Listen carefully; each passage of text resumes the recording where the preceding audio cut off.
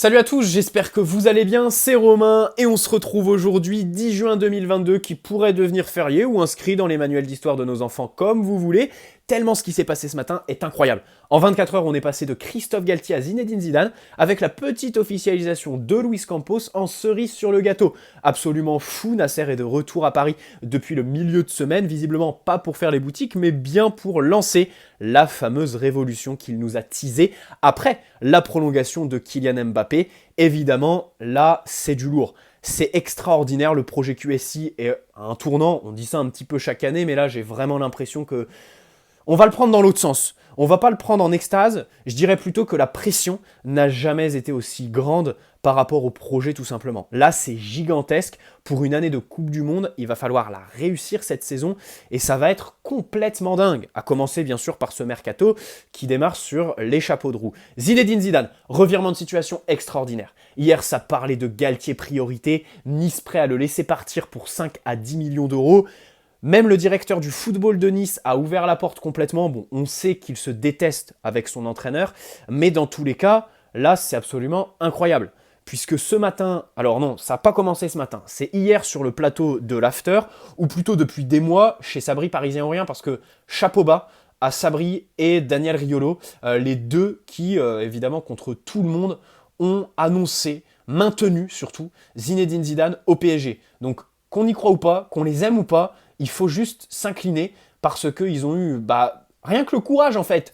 Au-delà des investigations et que les infos soient vraies ou fausses, que ce soit des suppositions ou une bouteille jetée à la mer, déjà rien que le courage est à saluer. Et ensuite, évidemment, là je pense que leur fiabilité elle est plus à prouver. Le dossier Messi, ensuite Mbappé, ensuite Zidane, là c'est bon quoi. Le coup du poker, on va pas nous la faire. Bref, maintenant, ce sont les médias mainstream qui s'y sont pris ce matin, encore une fois, avec un temps de retard. Ils sont complètement dépassés vis-à-vis du PSG. A commencer, alors du coup, hier, Riolo qui annonce que Zinedine Zidane sera probablement le futur entraîneur du PSG, comme il le fait depuis, je crois, il a lancé les dés en janvier ou après le Real. Et ce matin, en Espagne, ça s'excite. Gros papier des médias, je crois que c'est Mundo Deportivo. Ça annonce que c'est fait, qu'il s'envole à Doha pour signer le contrat. Et Saber Defarge, source très très fiable évidemment dans l'environnement PSG et en France, journaliste Prime Video, on le connaît, il présente les matchs du dimanche midi. Il annonce qu'un accord de principe est proche d'être bouclé, pas encore fait à 100%, il reste quelques détails à négocier, à voir, mais c'est en bonne voie, les parties se sont rapprochées ces dernières heures. Ensuite, c'est Europe 1 qui eux sont plus formels. Boum, accord trouvé, ce sera le futur entraîneur du PSG.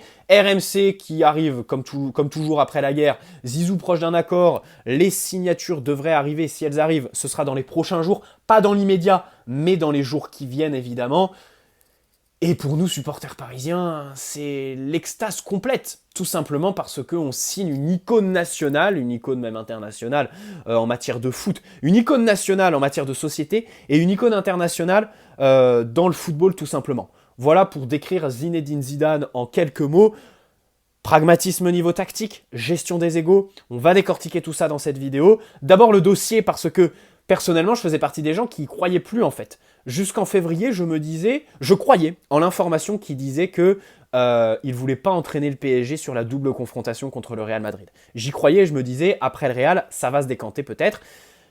Au final la tendance était clairement inverse dans les médias et dans l'opinion publique. Et à un moment donné, je me suis dit, ça fait 1 an que le mec, on le piste, qu'on doit lui proposer tout et n'importe quoi. Ça peut se comprendre, en fait. Refuser le PSG quand t'es Zidane, t'as la tâche à Marseille, t'es quand même une icône nationale à la limite de la divinité. Rejoindre le PSG, c'est quand même, rien qu'en signant le contrat, écorcher ton image. Après, si tu ramènes la Ligue des Champions, pas de problème, mais le challenge est absolument énorme. Donc c'est vraiment prendre un risque mais monumental, tout simplement. Voilà, puis les attaches par rapport au Real et tout ça. Donc je me disais, l'équipe de France, ça on y reviendra, mais c'est quelque chose que je trouvais un petit peu moins plausible. Mais voilà, j'y croyais plus. Au final, bien sûr, je suis supporter parisien, donc à un moment donné, t'as vécu tellement de désillusions que tu n'attends plus rien de ce club. Voilà, tu te dis, si ça se fait, je serai d'autant plus content parce que j'y croyais pas, et puis si ça se fait pas, je ne serai pas déçu. C'est pour ça aussi que j'ai du mal à chaque fois à me fier un petit peu aux informations. Bref, commençons par l'équipe de France. C'est ce qui se disait, ouais, il veut l'équipe de France, il attend le banc. Mais ça, par contre, je croyais pas à Zidane au PSG, mais j'ai toujours dit, l'équipe de France, c'est pas plausible. À un moment donné, Noël Le Graët, en avril, il faisait des déclarations qui étaient quand même très lourdes de sens, dans lesquelles il disait, bah Deschamps, on va voir en janvier, on va s'installer à Guingamp, on va discuter pour une prolongation. Et puis Zinedine Zidane, bah s'il prend le PSG, c'est bien pour le foot français.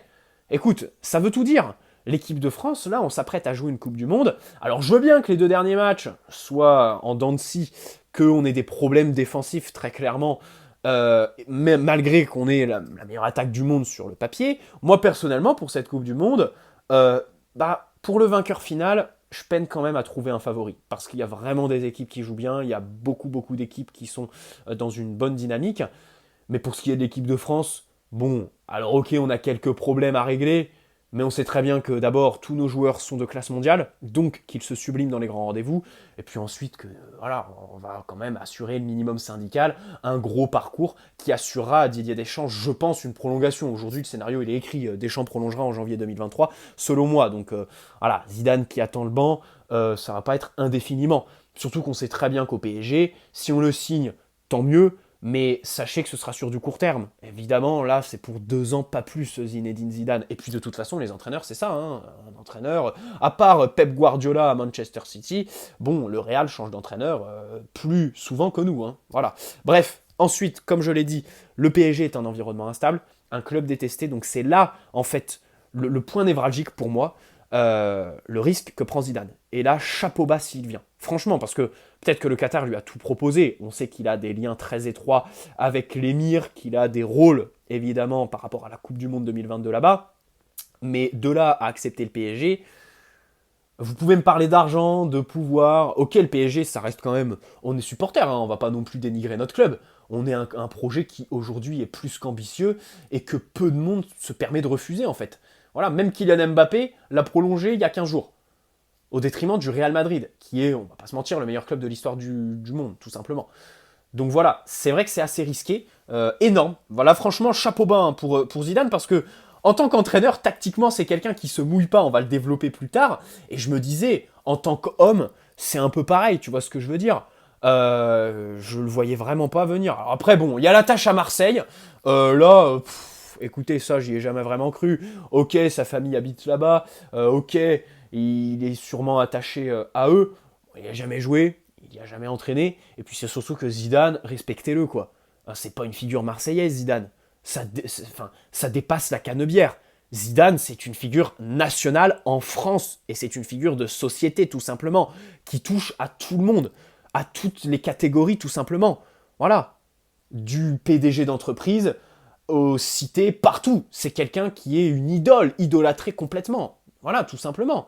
Voilà, on va pas se mentir, on va dire les termes, c'est une icône nationale avant d'être une icône à Marseille, s'il l'est. Mais bon, voilà, dans tous les cas, ce lien, bon, je me disais, en fait, tout repose sur lui. Peut-être qu'il est vraiment attaché à Marseille, hein, mais il leur doit absolument rien, arrêtez avec ça. Bref, maintenant, arrêtons-nous sur l'entraîneur qu'il est.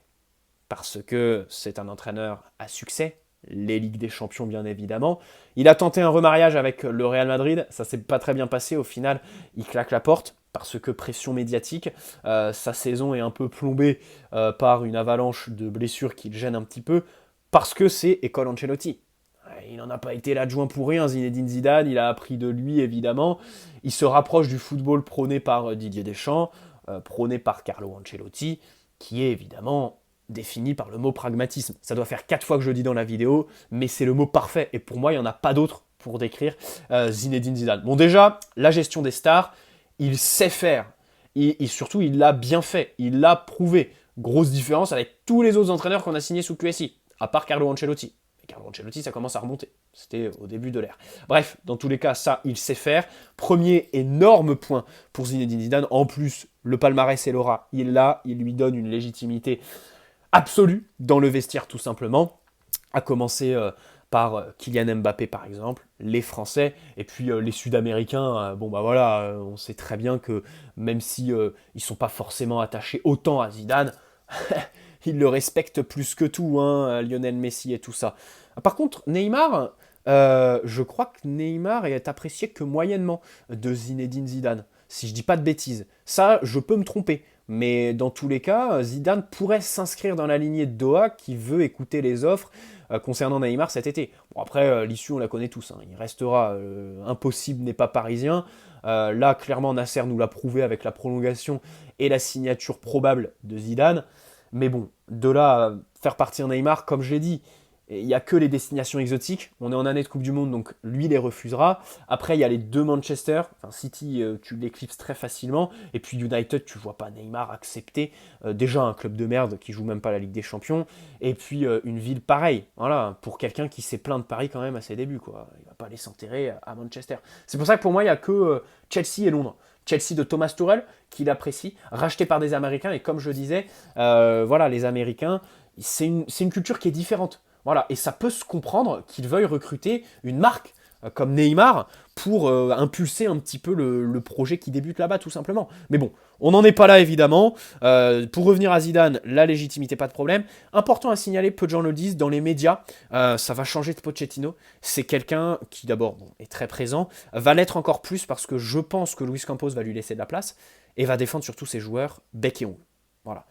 Zidane, jusqu'au bout, il se battra pour lui, pour son équipe, pour ses principes, pour la victoire, parce que c'est pas non plus quelqu'un qui a que de la chance dans sa vie, c'est un gagnant et un champion tout simplement. Par contre, s'il en a marre, à un moment donné, il risque de claquer la porte. Il a montré tout simplement au Real Madrid. Donc ça, c'est un petit peu ce qu'on doit craindre dans l'environnement PSG que je ne vais pas vous décrire. Tactiquement, je le rapprocherai déjà d'Ancelotti. C'est quelqu'un qui va avoir une assise défensive très développée, qui va pas non plus se mouiller, notamment aussi en termes de coaching, et qui va donner beaucoup de liberté à ses stars devant, qui va évidemment miser beaucoup sur elles. Là, on peut penser à Kylian Mbappé. Et du coup, il n'y a pas grand monde derrière, quoi. Messi et ses 6 buts en Ligue 1, on peut pas trop compter sur lui. Neymar et ses blessures et son investissement légendaire, pareil. Donc là-dessus, tu vois que là, tu as signé Zidane. Là, déjà, au Mercato, Zidane, il va te demander que de la classe mondiale. Hein. Là, c'est clair que là, Zidane, tu manges au Fouquet's, Zidane. Hein. Zidane, c'est le Fouquet's du marché des transferts. Hein. Voilà, tout simplement. Et c'est là qu'on pourra poser, plus tard, une nuance sur sa collaboration avec Luis Campos. Bref. Donc, je le rapprocherai aussi de Laurent Blanc, dans la mesure où Lolo White, on le sait très bien, Gasset faisait le boulot tactiquement, et sans Gasset, Laurent Blanc n'aurait pas fait tout ce qu'il a fait. Il doit beaucoup à son adjoint. Zidane, c'est un petit peu, je pense, le même style d'entraîneur. Alors là, tu peux penser par exemple à son historique Bettoni, voilà, qui l'accompagnait souvent et qui s'occupe de la tactique évidemment. Là, c'est la dimension tactique en fait. Hein. C'est un adjoint qui bosserait la vidéo, les principes, travailler l'adversaire par exemple, parce que c'est pas Zidane non plus qui va le faire. Mais bon, en tant que Parisien, tu peux aussi penser un Zoumana Camara par exemple, qui fait du très très bon boulot avec les jeunes, ou alors un Thiago Motta, qui a des principes affirmés, qui est un tacticien évidemment. Voilà. Zidane pour gérer un petit peu le vestiaire, motiver les troupes, et puis un adjoint assez libre tactiquement, même si Zidane sera toujours là pour justement mettre le curseur au bon endroit, entre l'attaque de folie, le contre-pressing, et puis évidemment l'assise défensive. Hein. Même si le curseur, il a tendance à le mettre plus vers l'assise défensive. Bref, ensuite, bon, pour le mercato, qui est-ce qu'il va demander, comme j'ai dit, de la classe mondiale? Est-ce qu'il va pas tenter d'aller déloger quelqu'un au Real Madrid? Là, évidemment, le premier nom qui me vient en tête, c'est Casemiro. Parce que c'était la plaque tournante de son Real Madrid. Et puis avec la signature de Tchouaméni, les montées en puissance de Valverde et Camavinga, tu te dis, il peut y avoir une ouverture. Les médias, c'est sûr et certain, vont en jouer. Hein. Il va y avoir une rumeur, si ce n'est un feuilleton Casemiro au PSG cet été. Après, est-ce que le club va se pencher dessus? Je ne sais pas, évidemment. Pour moi, au poste de milieu défensif, il faut Frenkie de Jong. Et puis ensuite, plus haut sur le terrain, là, tu penses à Paul Pogba, que Zinedine Zidane voulait au Real Madrid. De souvenir, c'est Florentino Pérez qui l'en empêche. Hein. Donc, il ne l'a jamais eu. Là, Pogba est libre de tout contrat, proche de la Juventus ces derniers temps, mais RMC a dit qu'il attend tout simplement l'officialisation de Zidane au PSG pour discuter avec le club. Là, bien sûr qu'avec Zidane sur le banc et la prolongation d'Mbappé, ça facilite complètement toutes tes discussions pour convaincre n'importe quel joueur. Par exemple, Frenkie de Jong, s'il parvient à être un petit peu motivé à quitter le Barça, la balance entre Manchester United et Paris, je suis désolé, quoi. La ville ouvrière du 19e siècle, club de merde qui joue même pas la Ligue des Champions, et la ville lumière, jouée avec Neymar, Messi, qu'il retrouve, Marco Verratti au milieu, Mbappé, Donnarumma dans les cages, Marquinhos en défense et puis Zizou sur le banc, tu m'excuseras, le choix il est vite fait. Donc évidemment, là, on peut un petit peu gonfler le torse. Et puis Paul Pogba. Moi, Pogba, je fais partie des gens qui l'ont toujours un petit peu défendu pour le PSG, parce que c'est vrai que c'est pas une piste qui fait l'unanimité. Et surtout, je fais partie des gens qui pensent que... Ah, déjà, c'est un joueur de tournoi. Hein. C'est pour ça que sa Coupe du Monde va probablement être réussie, comme son Euro 2021 et sa Coupe du Monde 2018. Mais c'est aussi quelqu'un qui donne de la voix dans le vestiaire. Je trouve qu'aujourd'hui, la réalité, c'est que dans l'effectif, on n'a personne qui parle comme Pogba parle dans le vestiaire de l'équipe de France. Et ça, c'est juste un fait. Vous pouvez venir me contredire par tout ce que vous voulez, c'est juste un fait. Il a du leadership. Et j'aimerais le noter parce que c'est quelque chose qu'on sous-cote chez lui. Ensuite, je pense que, bon, c'est de la classe mondiale, techniquement pas de problème. L'irrégularité, vous la connaissez. Le risque de tomber dans la vie parisienne, ça, il est énorme, évidemment. Mais bon, je signalerai qu'il est quand même casé avec une femme. Et je crois qu'il est papa et tout ça. Bon, il est dans la religion et tout ça. Facilement, tous ces facteurs te font dire que c'est un homme. C'est plus le Paul Pogba de 23-24 ans, tout simplement. Même si à Paris, bon, tout n'est pas rose et évidemment tout n'est pas acquis dans la ville de tous les possibles. Bref. Et pour finir, sur Paul Pogba, bah voilà, je pense que c'est un joueur qui conditionne un petit peu ses performances à l'environnement. S'il a un rôle clair, défini dans l'équipe tactiquement, qu'il se sent bien dans le groupe et qui a une bonne relation avec son entraîneur, ça peut que bien aller. Le groupe, bon, Kimpembe, Mbappé, les Sud-Américains, je pense pas que Paul Pogba les déteste. Zinedine Zidane, je vous fais pas de dessin évidemment. Et puis tactiquement, il suffit de l'installer en tant que 8-10 sans problème, il est très à l'aise. Tout marche comme sur des roulettes. J'idéalise le truc, hein, mais franchement, avec la signature de Zidane, là, je suis à fond Pogba. Après, avec un autre entraîneur, par exemple, si tu fais Galtier, bon, là, ouais, c'est vrai qu'on peut se rétracter, mais avec Zidane, non, j'ai vraiment aucun doute. Bref, le choix Zidane, pour y revenir, est absolument excellent. C'est parfait, évidemment, mais il y a une nuance à poser. D'abord parce que c'est un choix de Doha, et là, on va énoncer un fait. On voulait une révolution, je crois que là, on l'a, mais encore une fois, beaucoup disaient « Ouais, il faut laisser les pleins pouvoirs au directeur sportif, il faut arrêter les interférences entre Doha et la direction parisienne. » Là, la réalité, c'est que Zidane est un choix de Doha qui a tout fait pour le signer et qui va l'imposer à Luis Campos. C'est juste un fait. C'est juste un fait. Tout simplement. Ça, tu peux le regretter par exemple. Ou alors, tu peux te dire, ah, bah ouais, mais Doha, c'est pour le bien du club qu'ils font ça, évidemment. Ensuite, la cohabitation avec Campos. Alors, Campos, n'oubliez pas quand même qu'il a été officialisé en tant que conseiller football.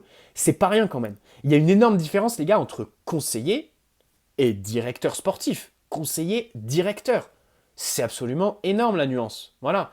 Donc, bien sûr, je pense qu'en fait, Luis Campos, en plus, bon, il y a eu un papier de Marca, je crois, hier, qui expliquait qu'il va continuer ses activités par rapport au Celta Vigo, qu'il conseille depuis un certain temps, et aussi parce que c'est un club qui est proche de Porto, où ses deux filles habitent. Donc, évidemment, il ne sera pas très présent à Paris. D'ailleurs, je crois qu'il ne va même pas y habiter. Donc, voilà, il va laisser l'espace médiatique et au sein du club, physiquement, à Zinedine Zidane. Après, est-ce qu'au sein du mercato, il va lui laisser autant d'espace? Ça, c'est toute la question. Mais bon, je pense que là, Zidane a eu les garanties. De toute façon, je pense qu'il a posé deux conditions, Zidane, pour venir. C'était la prolongation d'Mbappé, virer Leonardo et venir en tant qu'un petit peu manager général, avoir son mot à dire sur le mercato parce que, voilà, il veut signer les joueurs qu'il veut. Donc là-dessus, est-ce que Luis Campos, ça va marcher?